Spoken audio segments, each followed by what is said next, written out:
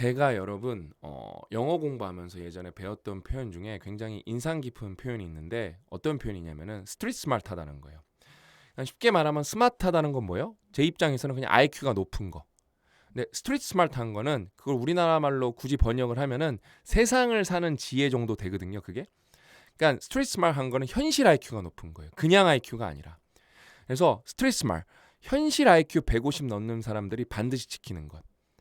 여러분 제가 좀 감히 말씀드릴 수 있는데 오늘 우리가 함께 공부하는 이 개념을 정말로 체화를 시키고 여러분 뇌에 완전히 탑재를 하시죠? 이거 좀 복 받으신 거예요. 운 좋으신 겁니다. 제가 이 개념을 저도 워런 버핏 웨이를 읽으면서 우리 스승님한테 진짜 제대로 배운 거예요. 그러면서 제 삶을 되돌아봤거든요. 이걸 몰라서 내가 미친 짓을 한 경우가 너무 많고 그 다음에 거기서 끝나는 게 아니라 너무 괴로웠어요. 이런 걸 진짜 일찍부터 배웠다면 얼마나 좋았을까. 근데 늦은 때란 없습니다. 오늘부터 우리는 계속 살아가는 거기 때문에 오늘 배웠으면 진짜 땡큐인 거예요. 여러분 이 책은 제 인생책이고 그냥 인생책 정도가 아니라 워런 버핏과 찰리 먼거는 이제 제 인생 스승님이에요. 저는 스승님들을 뵙기 위해서 30년 동안 1년에 한 번은 반드시 이 책을 다시 읽을 거예요. 벌써 저는 그 생각을 방금 해봤거든요. 제가 안 똑똑해질 수가 없어요. 이 책의 가르침을 완벽하게 흡수한다면 진짜 여러분 꼭 직접 읽어보셔야 돼요. 왜냐면은 영상으로 제가 소개해드리는 내용은 이 책의 10분의 1밖에 안 되고요. 그 다음에 여러분들이 직접 읽는 거랑 책으로 읽었을 때 머리에 남을 확률은 또 그것도 10배 차이예요. 그러니까 직접 읽고 특강을 보시거나 특강을 보신 다음에 직접 읽으시면은 결국에는 그냥 영상만 보신 분들에 비해서 100배 더 많이 하는 겁니다. 무조건 직접 보셔야 됩니다. 아셨죠? 제가 댓글 하나 또 읽어드리고 싶은데 멋쟁이 부자 엄마님께서 써주신 댓글이에요. 신박사님 오랜만에 스터디언에 들어왔습니다. 잘 오셨습니다. 사실 몸이 아파서 그동안 독서도 많이 쉬었는데 며칠 전부터 다시 마음 잡고 독서에 집중하고 있습니다. 좀 괜찮아지셨나 보네요. 다행이네요. 그렇죠? 요즘 돈의 역사를 읽고 있는데 생각보다 쉽게 잘 읽히고 우리나라 역사 공부를 하는 것 같아 너무 좋은 책인 것 같습니다. 여러분 돈의 역사는 그냥 역사도 우리나라 역사는 여러분 너무 재밌어요. 근데 돈의 역사이기 때문에 그냥 완전 재밌습니다. 근데 제가 이 문장이 너무 뭐랄까 여러분들한테 꼭 소개해드리고 싶은 문장인데 너무 좋은 책인 것 같습니다.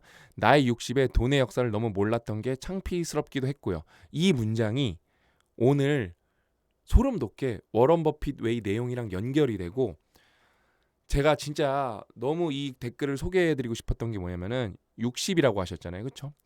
사실 이 60대 요 나이 근처에 우리나라의 의사결정권자가 다 있다고 봐도 무방해요. 한 80%가 우리나라 의사결정권자가 요 나이 근처 때 다 있으실 거예요. 플러스 마이너스 뭐 한 10으로. 근데 이 나이대에 있는 분들이 우리 멋쟁이 부자 엄마님처럼 이렇게 독서를 열심히 하시고 그 다음에 내가 뭘 모르는지에 대해서 깨닫고 메타인지를 올리시고 거기에 대해서 반성을 하신다면은 진짜로 대한민국 여러분 한 빠르면 5년 안에 그냥 확 바뀝니다.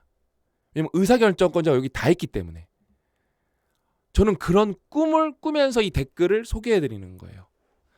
다음은 집에 책장에 꽂혀있는 21세기 통화정책도 빨리 읽고 오늘 추천한 책도 주문해서 읽어보겠습니다.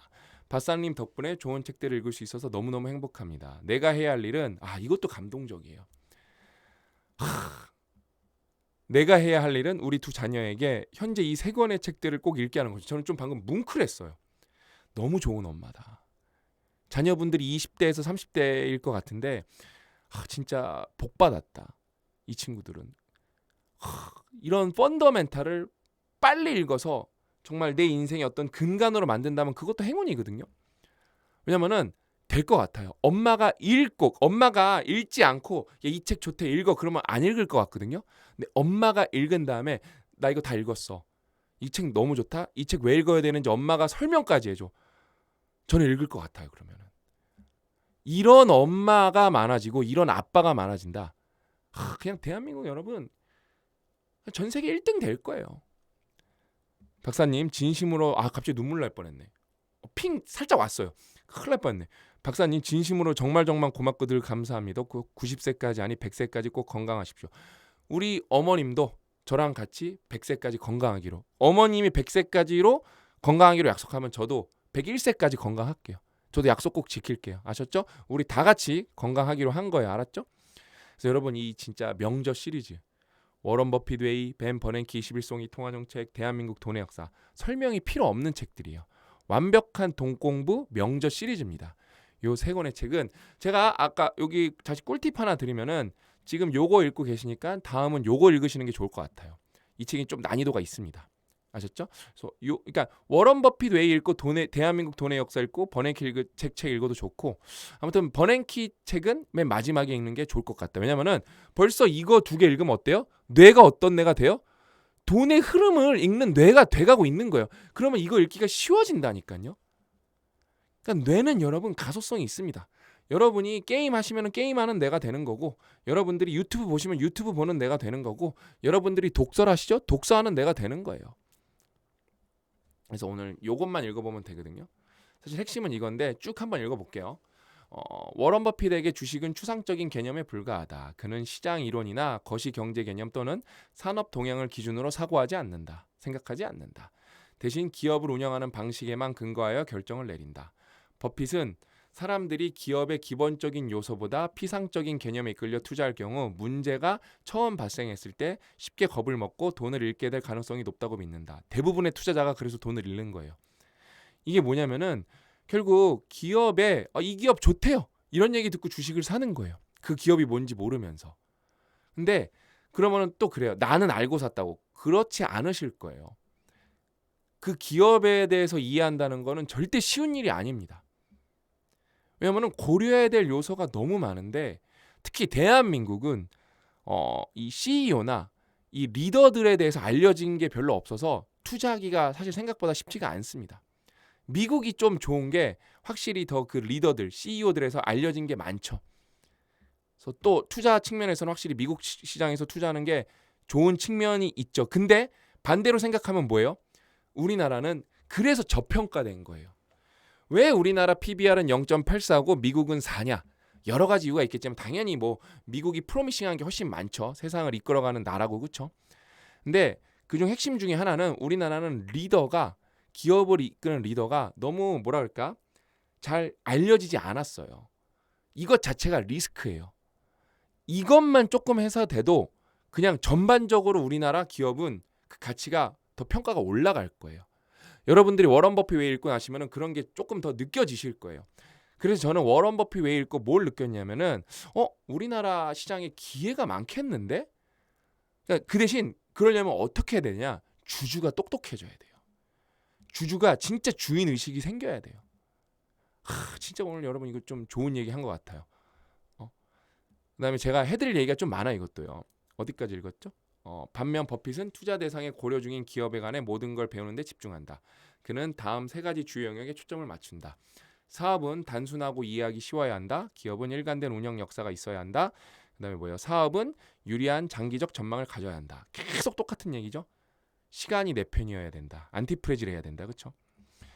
단순하고 이해하기 쉬운 사업. 버핏은 투자자의 재무적 성공이 자신이 투자하는 사업을 얼마나 잘 이해하느냐와 깊이 연관되어 있다고 본다.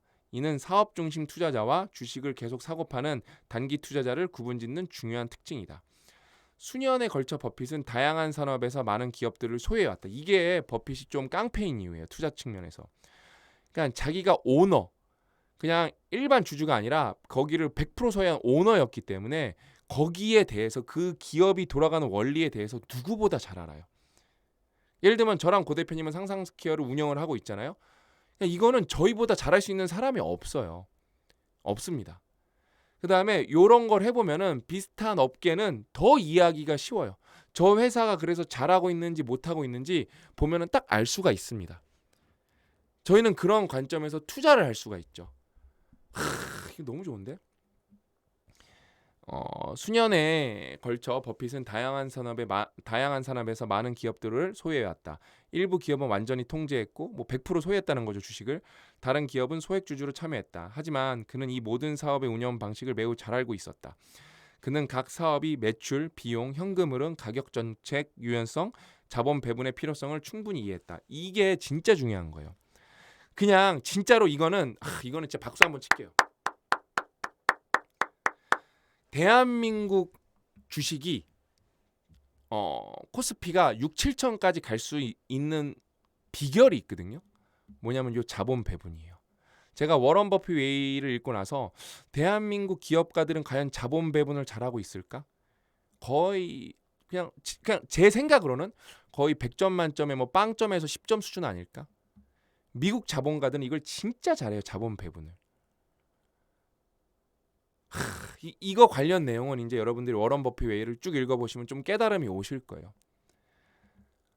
버핏이 버크셔 해서웨이의 모든 사업가 주식 보유 현황에 대해 높은 주식 수준의 지식을 유지할 수 있는 이유는 자신이 재무적 지적 이해 범위 안에 있는 기업들로 선택을 제한하기 때문이다. 그의 논리는 매우 설득력 있다. 자신이 완전히 이해하지 못하는 산업에 속한 기업을 소유하고 있다면 그 사업의 변화와 발전을 정확히 해석하거나 현명한 결정을 낼 수는 없다. 이것도 여러분이 읽으셨으면 그냥 지나가셨을 텐데 제가 진짜 MBA 한 수업이라고 생각하고 좀 케이스 스터디를 해드릴게요. 자, 그냥 지나가셨을 거예요. 여러분 이거 좀 감동받으신 분들은 칭찬 댓글도 써주세요.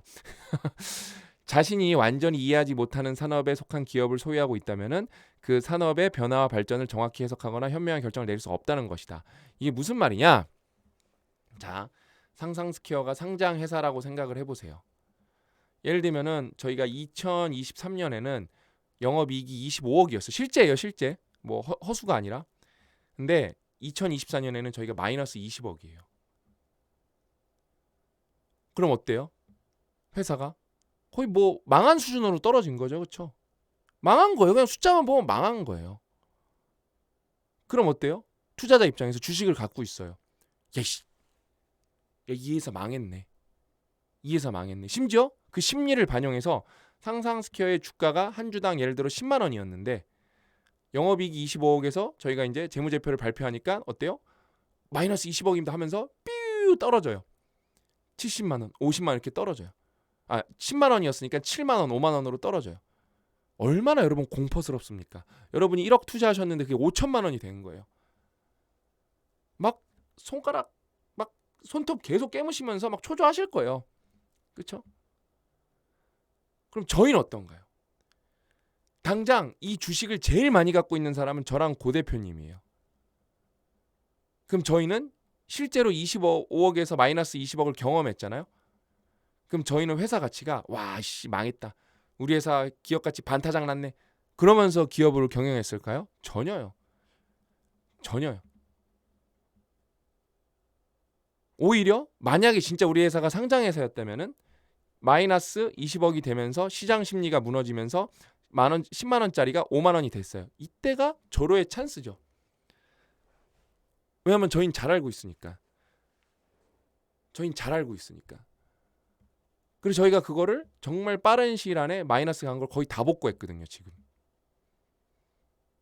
그 다음에 올해는 뭐 작년보다 압도적으로 뭐 끝까지 가봐야 알겠지만 미래는 아무도 모르는 거니까 압도적으로 좋을 것 같고 내년은 상대도 안 될 것 같아요.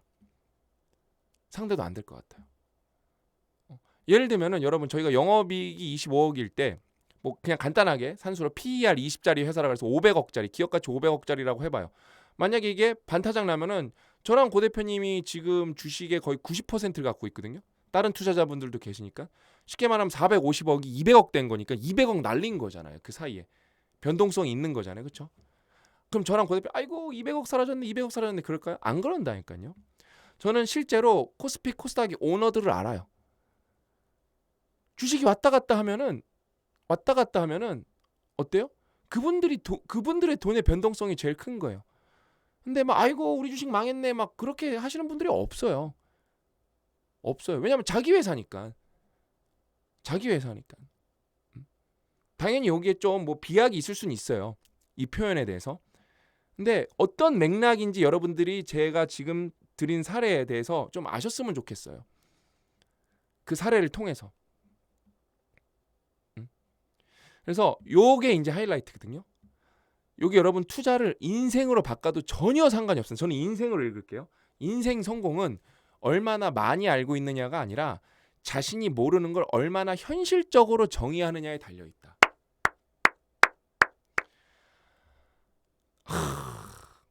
이건 다시 돌아오겠습니다. 버핏은 이렇게 조언한다. 자신의 능력 범위 안에서 투자해야 한다. 중요한 것은 범위가 얼마나 크냐가 아니라 그 경계를 얼마나 명확하게 정의하느냐이다. 이러려면 여러분 공부를 굉장히 많이 해야 돼요.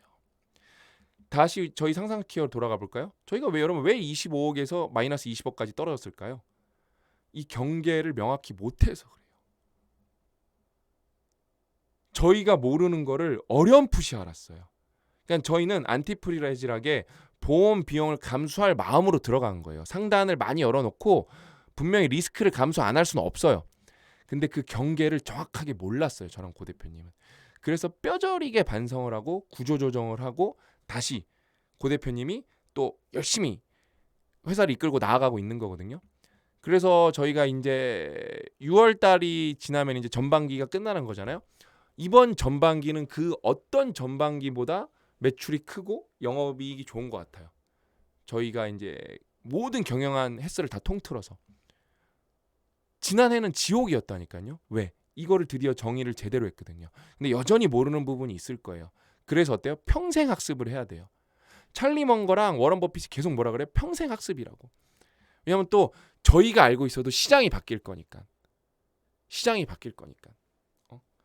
그 와중에서 저희가 이번 전반기에 저희가 기존에 했던 투자 중에서 저희가 투자를 받는 게 아니라 투자를 해요. 저희가. 가장 큰 투자를 진행을 합니다. 이 경계를 정확하게 하고 나서. 그러니까 여러분 이게 메타인지예요. 다르게 표현하면은. 내가 뭘 아는지 알고 뭘 모르는지 알아야 되는데 다 연결돼요. 그래서 제가 오늘 이 댓글이 너무 감사했던 거예요. 나이 60에 돈의 역사를 몰랐던 게 너무 창피스럽기도 했고요. 내가 뭘 모르는지를 아시는 거는 어떤 것보다도 대단한 겁니다. 대부분의 사람은 내가 뭘 모르는지도 몰라요. 그래서 독립적 사고를 못하고 쭉 나오는 겁니다. 지적 틀이 만들어져 있지 않기 때문에 올바른 의사결정을 이성적으로 할 수 없어서 감정에 휩쓸려서 의사결정을 하고 하단은 열려있는데 상단이 막혀있는 그런 의사결정을 해서 지옥의 구렁텅이에 빠져서 못 나오는 거예요. 너무 중요한 내용입니다. 진짜. 너무 중요해서 다시 한번 읽을게요. 인생 성공은 얼마나 많이 알고 있느냐가 아니라 자신이 모르는 걸 얼마나 현실적으로 정의하느냐에 달려있다. 버핏은 이렇게 조언한다. 자신의 능력 범위 안에서 투자해야 한다. 중요한 것은 그 범위가 얼마나 크냐가 아니라 그 경계를 얼마나 정확히 하느냐이다. 여러분 제가 하나 알려드리면 여기서 버핏이 그 사업을 이해를 못한다는 거는 모른다는 게 아니라 제가 다시 한번 알려드릴게요. 여러분이랑 저보다는 10배 많이 알아요. 10배 많이 알아요. 뭐 기술 기업이라서 버핏이 모른다? 여러분 우리 유튜브 보고 투자하는 거잖아요. 뭐 뉴스 보고 투자하는 거잖아요. 우리가 여러분이 그 업에서 일하지 않는 이상은 버핏보다 많이 할 수는 없어요. 그럼 버핏은 왜 그걸 모른다고 할까? 그 사업에서 나올 앞으로 미래 현금 흐름을 모르겠다는 거예요. 이 현금 흐름이 안정적으로 나올 것인가? 그게 이해가 안 된다는 거지. 그 사업을 모른다는 게 아니에요.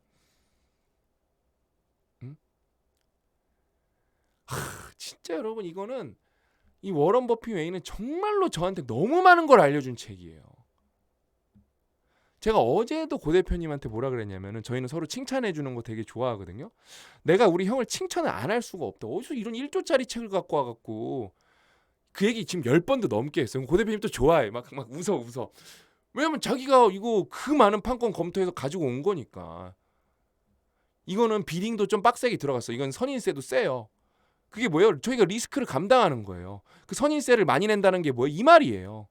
그 경계를 알고 투자한 거예요. 왜냐면은 이 책 팔았을 때 선인세 많이 냈고 번역료도 많이 들어가거든요. 이런 거는요. 책이 두껍기 때문에 돈 날리면 저희 손해인 거예요. 근데 그런 적도 많아요. 그런 적도 많습니다. 이런 책은 대박인 게 아무도 이 책에 비딩을 안 했어요. 책이 너무 두꺼우니까 어려워. 그러니까 비딩을 안 했다는 우리나라의 출판사의 전반은 버냉키 책이 나왔는데도 비딩을 안 해서 이 책은 제가 알기로 되게 싸게 사왔거든요. 판권을. 선인세를 싸게 내는 거예요.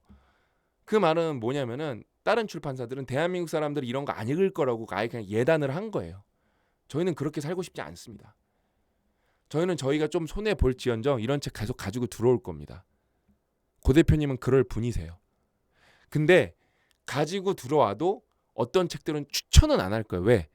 대한민국 현실은 받아들여요. 저희가 10명 중에 7명은 단 한 명도 책을 읽지 않고 있기 때문에, 예를 들면은 저희가 앞으로 나올 책 중에 되게 좋은 책들이 그건 제가 나중에 얘기해 드릴게요. 되게 진짜 지금까지 나온 책 중에서 좋은 책이 많은데 너무 어려워서 제가 소개 안 한 책이 너무 많습니다. 그러니까 이제는 일단은 현실을 직시하고 정말로 대중성도 높으면서 깊이 있는 책 위주로 여러분들한테 소개해 드려서 여러분들의 독서 내공을 제가 단위 시간당 노력 대비 가장 빨리 올려드리도록 하겠습니다. 오늘 이야기는 여기까지고, 저는 또 야무지게 준비해서 할 얘기가 아직도 너무 많이 남았습니다. 워런 버핏 웨이로 다시 찾아뵙겠습니다. 또 만나요.